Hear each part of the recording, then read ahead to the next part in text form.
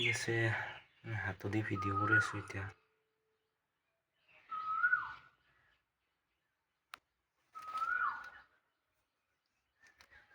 ঠিক আছে না।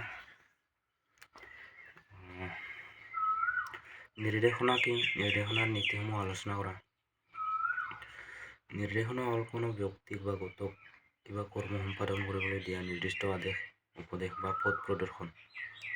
শিক্ষাৰ ক্ষেত্ৰত, ব্যৱসায়িক ব্যৱস্থাপনা, আইনী ব্যৱস্থা আৰু দৈনন্দিন জীৱনত নিৰ্দেশনাৰ গুৰুত্ব অপৰিসীম। নিৰ্দেশনাৰ নীতিসমূহ। নিৰ্দেশনা প্ৰদানৰ সময়ত কিছুমান নীতি মানি চলিলে উক্ত নিৰ্দেশনাৰ প্ৰভাৱ বৃদ্ধি পায় আৰু উদ্দেশ্য সফল হয়। তলত কিছুমান মুখ্য নীতি উল্লেখ কৰা হয়। 1 নম্বৰ, সুস্পষ্টতা। নিৰ্দেশনা সৰল আৰু বুজাব পৰা দৰে হ'ব লাগিব, যাতে গ্ৰাহকে তৎক্ষণাত উপলব্ধি কৰিব পাৰে। 2 নম্বৰ, সংক্ষেপ। অতিৰিক্ত কথা নকৰি নিৰ্দেশনাৰ মূল বক্তব্য চমুকৈ দিয়া উচিত। 3 নম্বৰ, নিৰ্দিষ্টতা। নিৰ্দেশনা স্পষ্ট আৰু বিশেষভাৱে ক'লে ভাল, যাতে কাকো বিভ্ৰান্তি নহয়।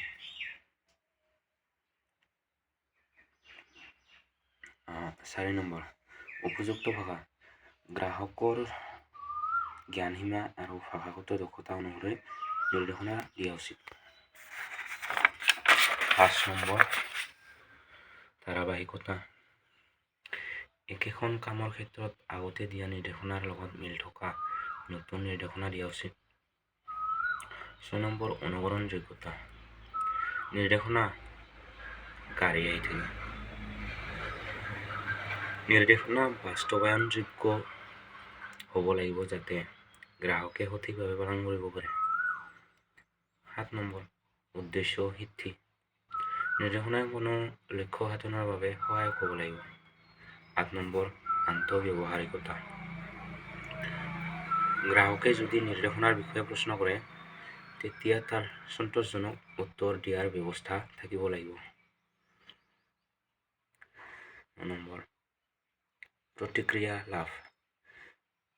নিৰ্দেশনা অনুসৰণ কৰি কোনো সমস্যা দেখা দিলে গ্ৰাহকে তাৰ সমাধান পাবলৈ সহায় কৰিব লাগে। 10 নম্বৰ, মনোযোগ আকৰ্ষণ। নিৰ্দেশনা এনেদৰে দিয়া উচিত যাতে গ্ৰাহক মনোযোগ সহকাৰে তাক পালন কৰে। তাৰপিছত লাষ্টত লিখিব লাগিব, নিৰ্দেশনাৰ সফলতা সম্পূৰ্ণৰূপে ইয়াৰ স্পষ্টতা, সংগতি আৰু গ্ৰহণযোগ্যতাৰ ওপৰত নিৰ্ভৰ কৰে। উপযুক্ত নীতি অনুসৰণ কৰি দিয়া নিৰ্দেশনা কোনো কাম সফলভাৱে সম্পন্ন কৰাত সহায় কৰে। তো হৈ গ'ল এটা প্ৰশ্নৰ উত্তৰ। 2nd নম্বৰ প্ৰশ্ন, এজন ভাল পৰামৰ্শদাতাৰ গুণাৱলীসমূহ লিখা। এজন ভাল পৰামৰ্শদাতাই যিকোনো ব্যক্তিক সঠিক দিশ নিৰ্দেশনা দিব পাৰে আৰু তেওঁলোকে যেন নিজৰ লক্ষ্যত উপনীত হ'ব পাৰে তাৰ সহায় কৰে। এজন উত্তম পৰামৰ্শদাতাৰ কিছুমান গুণাৱলী তলত উল্লেখ কৰা হ'ল। 1 নম্বৰ, শ্ৰৱণশীলতা। হেণ্ডৰাইটিং মোৰ ইমান ভাল নহয়। শ্ৰৱণশীলতা। ভাল পৰামৰ্শদাতাই মনোযোগ সহকাৰে আনৰ কথা শুনে আৰু তেওঁলোকৰ প্ৰয়োজন বুজি লৈ পৰামৰ্শ দিয়ে।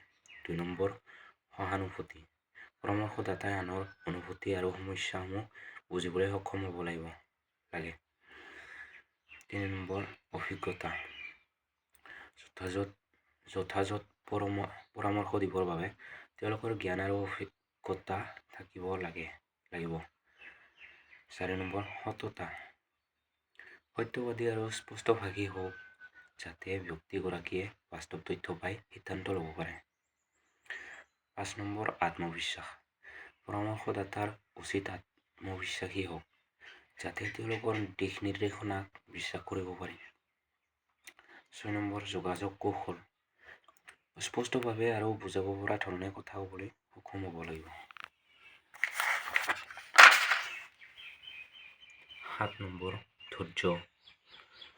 কেতিয়াবা মানুহে পৰামৰ্শ বুজিবলৈ বা গ্ৰহণ কৰিবলৈ সময় লাগে, গতিকে ধৈৰ্যশীল হওক। 8 নম্বৰ, সৃজনশীল চিন্তা। নতুন আৰু ফলপ্ৰসূ উপায়েৰে সমস্যাৰ সমাধান কৰাৰ সক্ষমতা থাকিব লাগিব। 9 নম্বৰ বিবেচনা শক্তি। বুজি লৈ তথ্য পৰ্যালোচনা কৰি সঠিক উপদেশ দিব লাগিব। 10 নম্বৰ গোপনীয়তা ৰক্ষা। পৰামৰ্শদাতাই আনৰ ব্যক্তিগত তথ্য আৰু সমস্যাসমূহ গোপনে ৰাখিব লাগে। লাষ্টত এক লাইন। এই সকলো গুণ থাকিলে এজন পৰামৰ্শদাতাই সঁচাকৈ আনৰ সহায় কৰিব পাৰে। মোৰ হেণ্ড ৰাইটিং ইমান ভাল নহয়, মই যিখিনি পঢ়ি গৈছোঁ কিবা বুজি নাপালে মোৰ পঢ়া দিয়ে বুজি পাব পাৰে। আৰু এতিয়া মই ইম্পৰ্টেণ্ট কুৱেশ্যন হয় এই দুটা, একদম ইম্পৰ্টেণ্ট। কিবা তাৰপিছত কমেণ্ট কৰিব কিবা লাগে যদি। কিতাপখন আছে মোৰ আৰু এনেই আছোঁ, কমেণ্ট কৰিলে নিশ্চয় ৰিপ্লাই দিম। কিবা প্ৰশ্নৰ উত্তৰ লাগিলে দিম। এডুকেশ্যন ছাবজেক্টৰ আৰু আছামিজ ছাবজেক্টৰ। Thank U.